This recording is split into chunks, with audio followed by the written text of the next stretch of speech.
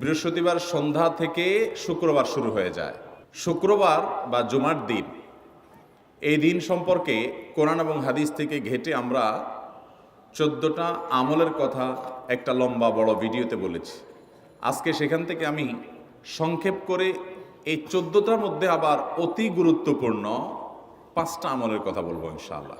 Number 1, সবচেয়ে বেশি যেটা করতে হবে পরিমাণে, জুমার দিন জুমার রাত বৃহস্পতিবার সন্ধ্যা থেকে নিয়ে শুক্রবার সন্ধ্যার আগ পর্যন্ত পরিমাণে সবচাইতে বেশি করতে হবে যে আমলটা, সেটা হলো দুরূদ শরীফের আমল। নবী করিম সাল্লাল্লাহু আলাইহি ওয়াসাল্লাম বলেছেন, আকসিরু আলাইয়া মিনাস সালাতি মিন ইয়াউমিল জুমআতি ওয়া লাইলাতিল জুমআহ, তোমরা জুমার দিন এবং জুমার রাতে আমার প্রতি বেশি বেশি দুরূদ পাঠ করবে, দুরূদ প্রেরণ করবে। ফাইন্না সালাতাকুম মা'রুদাতুন আলাই, কারণ তোমরা যে দুরূদ পাঠ করো এটা আমার কাছে পেশ করেন আল্লাহর ফেরেশতারা, এবং রীতিমতো নামধাম সহকারে আল্লাহর একদল ফেরেশতা নিয়োজিত আছে। তারা বলেন, আল্লাহ, হে আল্লাহ রসুল, আপনার অমুক উম্মত, অমুক অনুসারী, আল্লাহর অমুক বান্দা পৃথিবীর অমুক প্রান্ত থেকে, অমুক দেশ থেকে, অমুকের সন্তান, সে আপনার প্রতি দুরূদ পেশ করেছে জুমার দিনে, জুমার রাতে বা অন্য সময়ে। এটা নবী করিম সাল্লাল্লাহু আলাইহি সাল্লামের কাছে রিপোর্ট দেওয়া হয় আল্লাহর নিযুক্ত ফেরেশতাদের মাধ্যমে। এই জন্য শুক্রবার দিন এবং রাত, অর্থাৎ বৃহস্পতিবার সন্ধ্যা থেকে নিয়ে শুক্রবার সন্ধ্যা পর্যন্ত এই 24 ঘন্টার মধ্যে নবী করিম সাল্লাল্লাহু আলাইহি সাল্লামের ভাষ্য খেয়াল করেন, আকসিরু আলাই। ওলামা একরাম জানেন, নবী আলাইহিস সালাম সাধারণত কোনো আমল পরিমাণে বেশি করতে বলতেন না। পরিমাণে বেশি করতে বলার মতো আমল খুব কম ইসলামে। গোটা কোরআন যদি খোলেন আপনি, পরিমাণে অধিক করতে বলা হয়েছে এরকম আমল খুব বেশি পাবেন না। তোমরা বেশি বেশি করে নামাজ পড়ো, বেশি বেশি করে রোজা রাখো, এরকম কথা কোরআন হাদিসে নাই। অবশ্যই একজন ইমানদার 5 ওয়াক্ত ফরজ নামাজের পাশাপাশি অধিক পরিমাণে নফল নামাজও পড়বেন, সেটা ভিন্ন কথা। কিন্তু কোরআনে বেশি পরিমাণে আল্লাহর জিকির করার কথা বলা হয়েছে। আর নবী করিম সাল্লাল্লাহু আলাইহি সাল্লাম বৃহস্পতিবার সন্ধ্যা শুরু হলে শুক্রবার সন্ধ্যার আগ পর্যন্ত বেশি পরিমাণে করতে বলেছেন যে কাজটা, সেটা হলো দুরূদ শরীফের আমল। দুরূদের এই আমলটা, এটা করার জন্য আল্লাহ তাআলা এমন সহজ করে দিয়েছেন যে ওযুর প্রয়োজন নাই। আপনার ওযু নাই, তারপর আপনি দুরূদ পাঠ করতে পারবেন।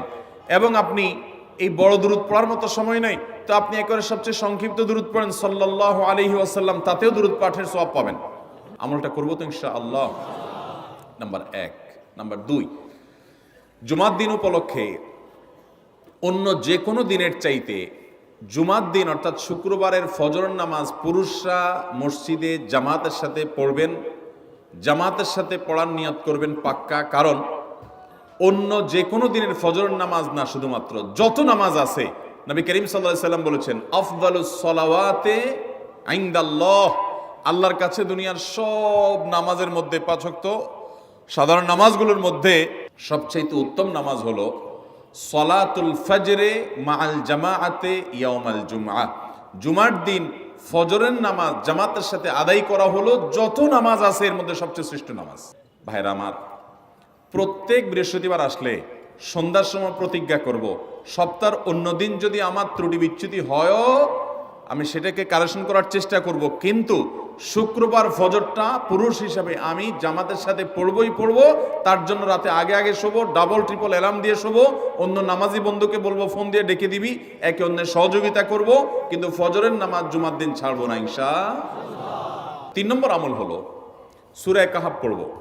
যারা কোরআন পড়তে পারেন না তারা শুনবেন, আর যারা পড়তে পারেন তারা নিজে পড়বেন। সূরা কাহাফ যদি জুমার দিন কেউ পড়ে, নবী করিম সাল্লাল্লাহু আলাইহি সাল্লাম বলেছেন এই সূরাটা তার জন্য নূর হবে, নূর, আলো আল্লাহর তরফ থেকে। কিয়ামতের ময়দানে ভয়াবহ গুটগুটে অন্ধকার হবে। কিয়ামতের একটা ভয়াবহ শাস্তি হলো অন্ধকারের শাস্তি। ভাইরা আমার, অন্ধকারের শাস্তি মানে এমন ভয়াবহ অন্ধকার হবে যে দুনিয়ার অন্ধকারের সাথে কোনো তুলনাযোগ্য নয়। সেই ভয়াবহ অন্ধকারে কিছু আমল আছে যে আমলগুলো মানুষের ওই অন্ধকারের মধ্যে আলোর কাজ দিবে। এর মধ্যে একটা হলো এই সূরা কাহাফ। অন্য অনেক উলামা ইকরাম বলেছেন এর ব্যাখ্যা হলো সূরা কাহাফ যদি কেউ এক বৃহস্পতিবারে পড়ে, পরের বৃহস্পতিবার পর্যন্ত, এক শুক্রবারে যদি পড়ে, পরের শুক্রবার আগ পর্যন্ত পুরো সপ্তাহব্যাপী তার ভিতরে নূর, ঈমানের নূর, তাকওয়ার নূর, ইলমের নূর, আমলের নূর, ভালো মানুষ হওয়ার নূর তার ভিতরে আল্লাহ তাআলা সৃষ্টি করে দিবেন। তো নবী সাল্লাল্লাহু আলাইহি সাল্লাম বলেছেন সূরা কাহাফের প্রথম 10 আয়াত যদি কেউ মুখস্থ করে, তো এই ব্যক্তিকে আল্লাহ রাব্বুল আলামিন এবং যদি তেলাওয়াত করে, এই ব্যক্তিকে আমলের মাধ্যমে দাজ্জালের ফিতনা থেকে আল্লাহ বাঁচিয়ে রাখবেন। অতএব জুমার দিন প্রত্যেক শুক্রবারে সূরা কাহাফ পড়ব তো ইনশাআল্লাহ। 4 নম্বর আমল হলো, দুনিয়াতে যত ফজিলতপূর্ণ আমল আছে এর মধ্যে সবচেয়ে বেশি ফজিলতপূর্ণ আমল এটা। খুব সহজ আমলটা, খুব সহজ। প্রত্যেক শুক্রবার আমরা এটা করতে পারি। জুমার দিন আগে ঘুম থেকে উঠে উত্তম রূপে গোসল করে মসজিদে আগে আগে গিয়ে পায়ে হেঁটে গিয়ে সামনে ইমাম সাহেবের কাছাকাছি গিয়ে বসা, অনর্থক কথা কাজ না করা, তেলাওয়াত জিকির আজকারে মশগুল থেকে নামাজটা পড়ে বের হয়ে আসা, এই কাজ। এই কয়েকটা কাজ যদি করে তাহলে কাজ কয়টা হলো? আগে আগে ঘুম থেকে উঠা, ওই যে ফজর নামাজ জামাতের সাথে পড়া ইত্যাদি, গোসল করা উত্তম রূপে, আর পায়ে হেঁটে মসজিদে যাওয়া, বাহনে না চড়া। 4 নম্বর হলো ইমামের কাছাকাছি গিয়ে বসা, কোনো অনর্থক কাজ না করা।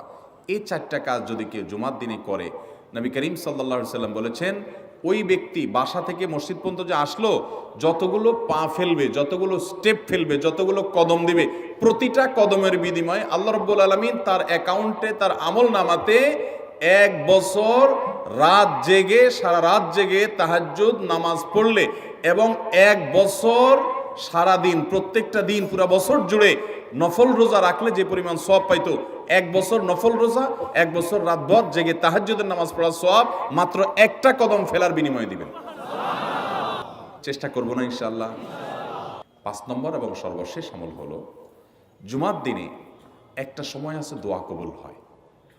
দোয়া কবুলের যে সময়গুলো আছে এর ভিতরে অত্যন্ত ইম্পর্টেন্ট একটা সময় হলো জুমার দিন। শুক্রবারের একটা সময় সম্পর্কে নবী সাল্লাল্লাহু আলাইহি ওয়াসাল্লাম বলেছেন যে একটা সময় আছে শুক্রবারের, এই সময়ে বান্দা কোনো দোয়া করলে আল্লাহ তাআলা ফিরিয়ে দেন না, কবুল করেন। কিন্তু সময়টা যে ঠিক কখন, এটা হাদিসে নবী সাল্লাল্লাহু আলাইহি ওয়াসাল্লাম বলেন নাই, যাতে করে হয়তো আমরা সারা দিনেরই কম বেশি দোয়ার চেষ্টা করি। এই বিষয়ে মুহাদ্দিসগণ, হাদিস বিশ্লেষকগণ, পণ্ডিত ওলামায়ে কেরামগণ হাদিসের বিভিন্ন আকার ইঙ্গিতকে গবেষণা করে, অ্যানালাইসিস করে এক একজন এক এক সময়ের কথা বলেছেন। তবে বেশিরভাগ ইমাম, বেশিরভাগ পণ্ডিত ওলামায়ে কেরাম, বেশিরভাগ আপনার ইসলামিক স্কলারগণের বক্তব্য হলো যে এই সময়টা হলো জুমার দিনের শেষ প্রহর, আসরের পর থেকে নিয়ে সূর্য ওঠার আগ পর্যন্ত এই সময়টা। আমাদের আল্লাহর দিকে মনোনিবেশ করতে হবে দোয়ার জন্য বেশি বেশি। তাহলে শুক্রবারে 5 নম্বর আমল হলো বেশি বেশি কি করবো ইনশাআল্লাহ? দোয়া। বেশি বেশি দোয়া করবেন, উঠতে বসতে চলতে ফিরতে। বিশেষভাবে সূর্য ডুবার আগের যে সময়টা শুক্রবার, অর্থাৎ দিনের শেষ সময়টা, বিশেষভাবে আল্লাহ তাআলার কাছে দোয়া করব। ঠিক আছে তো ইনশাআল্লাহ? কয়টা আমল বললাম? আমল করবো তো ইনশাআল্লাহ? মনে থাকবো তো ইনশাআল্লাহ?